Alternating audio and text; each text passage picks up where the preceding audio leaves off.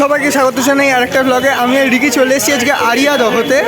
বিন্ধ্যবাসিনী মায়ের পুজো হয় এখানে, জামাই ষষ্ঠী দিয়ে শুরু হয়, তো সেই পুজো দেখতে এসেছি।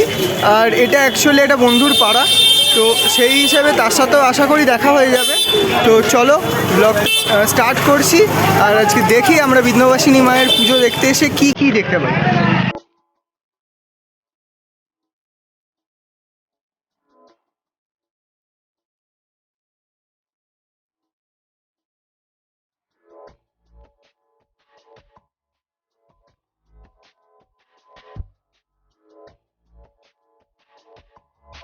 তো এখানে দেখতে পাচ্ছি পুরো একটা মেলার মতন বসে গেছে। আর মেলাতে যেরকম হয় আর কি, যে কোনো পুজোতেই যেরকম একটা ছোটোখাটো মেলা বসে, তো এখানেও একটা মেলার মতন বসেছে, যেটা দেখতে বেশি ভালো লাগছে। আর কিছুটা হলেও দুর্গাপুজোর মতনই একটা ফিলিং চলে এসছে, যে দুর্গাপুজো আসছে আর কিছুদিন বাদে।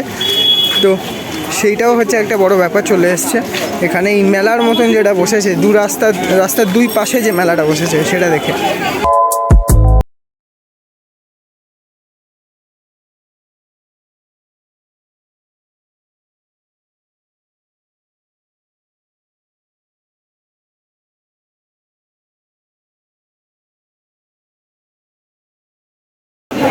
তো এখন বিন্ধ্যবাসিনী মায়ের মন্দিরের সামনে যেটা, সেখানে দাঁড়িয়ে আছি।